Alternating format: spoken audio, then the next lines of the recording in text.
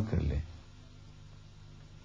اگر چاہتے ہیں کہ اس دنیا میں خوشی نصیب ہو، لذت، گریٹسٹ پلیجر وہ نصیب ہو، تو اللہ کا ذکر کثرت سے کر کے دیکھیں.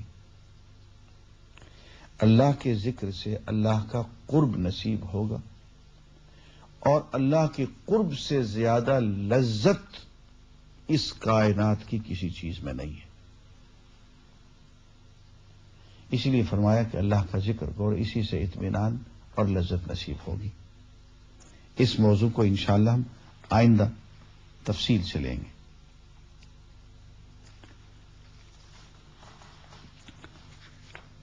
آگے توحید کا ذکر آ رہا ہے، اور یہ کہ لوگوں کی پیروی نہ کریں اللہ کے حکم کو چھوڑ کے. ارشاد گرامی ہے سورہ الرعد آیت نمبر 38 اور اس سے آگے،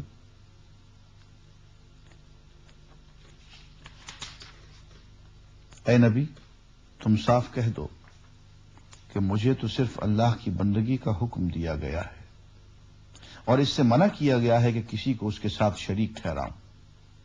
لہذا میں اسی کی طرف دعوت دیتا ہوں اور اسی کی طرف میرا رجوع ہے. اسی ہدایت کے ساتھ ہم نے یہ فرمان عربی تم پر نازل کیا ہے.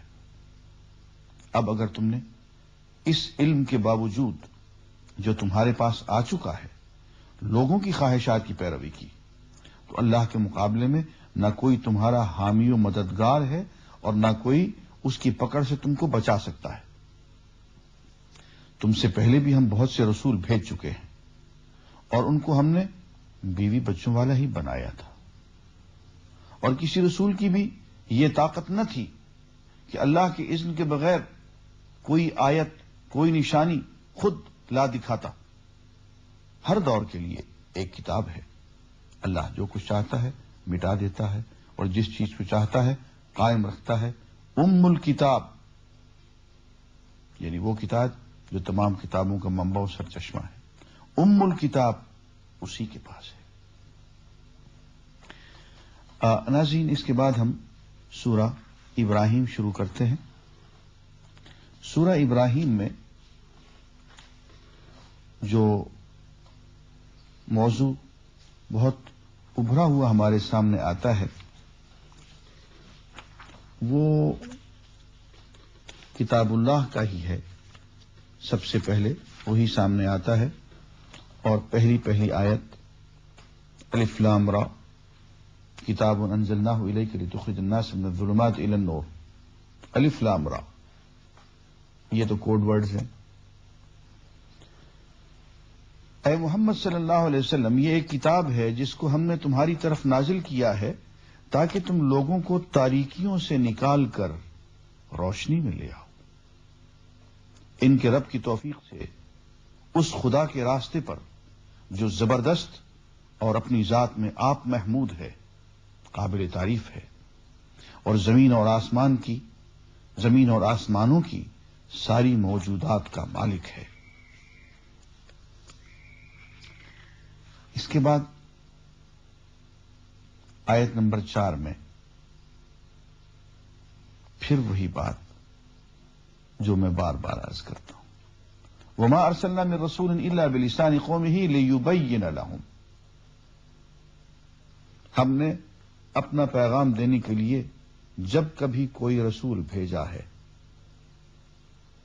اس نے اپنی قوم ہی کی زبان میں پیغام دیا ہے تاکہ وہ انہیں اچھی طرح کھول کر بات سمجھائے.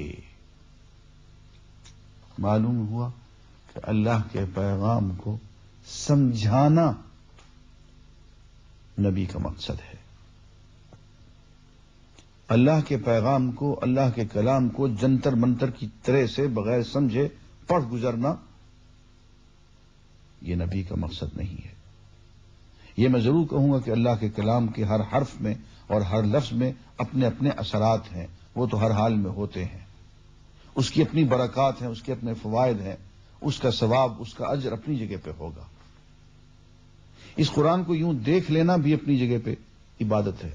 النظر فی القرآن عبادہ، مجھے اس سے بھی انکار نہیں ہے، قرآن کو دیکھ لینا بھی عبادت ہے، لیکن مقصد صرف دیکھ لینا نہیں ہے، مقصد صرف بغیر سمجھے پڑھنا نہیں ہے، مقصد وہ ہے جو یہاں لکھا ہوا ہے، لِيُبَيِّنَ لَهُمْ، تاکہ ان کے سامنے اللہ کے کلام کو کھول کھول کر سمجھا دے۔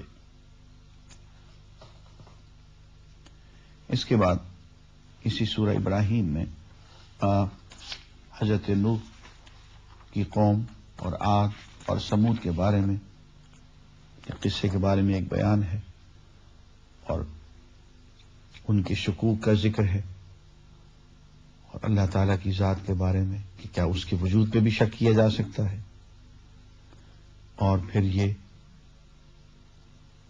کہ انبیاء جتنے بھی آئے ہیں وہ نوع بشر سے، جن سے بشر سے آئے ہیں۔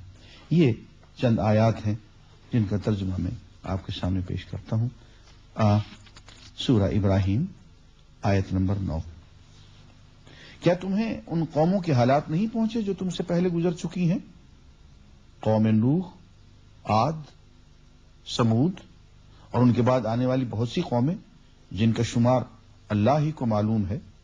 ان کے رسول جب ان کے پاس صاف صاف باتیں اور کھلی کھلی نشانیاں لیے ہوئے آئے تو انہوں نے اپنے منہ میں ہاتھ دبا لیے اور کہا کہ جس پیغام کے ساتھ تم بھیجے گئے ہو ہم اس کو نہیں مانتے، اور جس چیز کی تم ہمیں دعوت دیتے ہو اس کی طرف سے ہم سخت خلجان آمیز شک میں پڑے ہوئے ہیں۔ ان کے رسولوں نے کہا کیا خدا کے بارے میں شک ہے جو آسمانوں اور زمین کا خالق ہے؟ وہ تمہیں بلا رہا ہے تاکہ تمہارے قصور معاف کرے اور تم کو ایک مدت مقرر تک مہلت دے۔ انہوں نے جواب دیا تم کچھ نہیں ہو مگر ویسے ہی انسان جیسے ہم ہیں، تم ہمیں ان ہستیوں کی بندگی سے روکنا چاہتے ہو جن کی بندگی باپ دادا سے ہوتی چلی آ رہی ہے۔ اچھا تو لاؤ کوئی صریح سند۔ ان کے رسولوں نے ان سے کہا واقعی ہم کچھ نہیں ہیں مگر تم ہی جیسے انسان، لیکن اللہ اپنے بندوں میں سے جس کو چاہتا ہے نوازتا ہے، اور یہ ہمارے اختیار میں نہیں ہے کہ تمہیں کوئی سند لا دیں۔ سند تو اللہ ہی کے اذن سے آ سکتی ہے، اور اللہ ہی پر اہل ایمان کو بھروسہ کرنا چاہیے۔ وآخر دعوانا ان الحمد للہ رب العالمین۔